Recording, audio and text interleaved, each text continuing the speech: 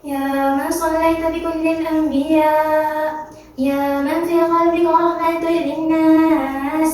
Assalamualaikum warahmatullahi wabarakatuh. Sekalung apresiasi buat pengurusi majlis kombinasi intelektual kehakiman provinsi. Seterusnya saudara dan saudari pemangkin revolusi ummah. Berdirinya saya di sini dengan penuh iltizam adalah untuk memberikan kupasan memandukan tajuk syarahan saya, iaitu Rahmatan lil Alamin. Hadirin yang dihormati sekalian, konsep dan gagasan Rahmatan lil Alamin ini bukanlah sesuatu yang baru. Mesej dakwah di bawah junjungan besar Nabi Muhammad SAW bersifat sejagat dan rahmat untuk seluruh alam.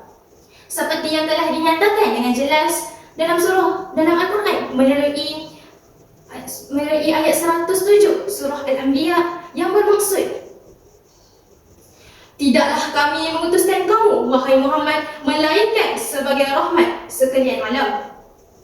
Ayat ini memberi isyarat bahawa Nabi Muhammad SAW diutus untuk membawa mesej rahmat meliputi semua makhluk, manusia, jin, haiwan, tumbuh-tumbuhan dan lain-lainnya.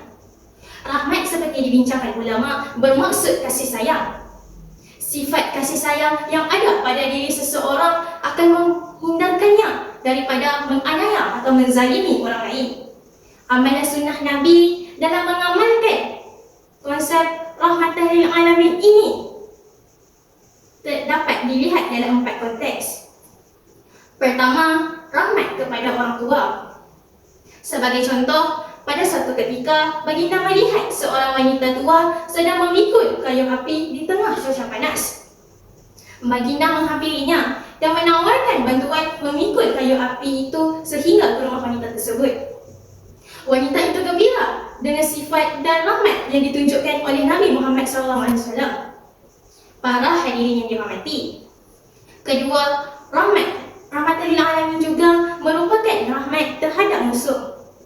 Antara contohnya, ketika seorang sahabat mengusyarkan Nabi agar mendoakan kejahatan dan kemusnahan musyrikin yang banyak mengganggu dakwah, baginda memberi respon, sesungguhnya aku tidak diutuskan sebagai membawa laknat kepada orang lain, tetapi aku diutuskan sebagai pembawa rahmat. Hadis Sahih Muslim. Ketiga, seterusnya, rahmat terhadap kanak-kanak juga merapatkan salah satu konsep dan yang terkandung dalam Rahmatan lil Alamin. Contoh kepada Rahmatan lil Alamin ini ialah menjadi kelaziman Nabi mengusap dan mengucuk dahi kanak-kanak yang ditemuinya. Suatu ketika baginda ditegur oleh seorang Arab Badawi mengenai perbuatan itu. Lalu baginda bersabda, sesiapa yang tidak mengasihi, nescaya dia tidak akan dikasihi. Hadirin sekalian, keempat, konsep Rahmatan lil Alamin ini juga merupakan rahmat terhadap binatang. Rasulullah telah menyampaikan mesej yang begitu jelas seperti hadis riwayat Al-Imam Al-Hakim yang maksudnya,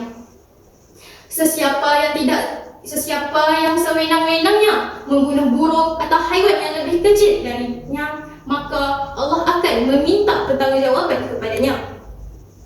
Justru Islam ialah agama yang mempromosikan kasih sayang kepada semua makhluk Allah Subhanahu Wa Taala dan menjadi tanggungjawab umat Islam sebagai umat yang menterjemahkan konsep Rahmatan lil Alamin dalam kehidupan seharian supaya menjadi contoh kepada umat bukan Islam. Malang apabila melihat tutur kata yang berlaku sebahagian umat Islam kini yang menyudahi konsep Rahmatan lil Alamin. Jika dilihat dalam media sosial seperti Facebook, begitu banyak perkataan keji yang dizahirkan oleh orang yang mengaku diri mereka Islam. Hadirin yang dihormati, sebelum saya mengakhiri syarahan saya pada hari ini, saya ingin bertanya kepada hadirin sekalian, adakah dengan menghamburkan kata-kata nista, umpat dan keji meladakkan kita memegang status karya ummah? Oleh itu, sewajarnya umat Islam perlu menjadi model dalam menghayatkan kasih sayang melalui konsep rahmatan lil alamin agar menjadi dakwah bihal, dakwah dengan contoh kepada bangsa dan agama lain. Sallallahu ala khatamil anbiya Muhammad rahmatan lil alamin, rahmatan lil alamin. Assalamualaikum warahmatullahi wabarakatuh.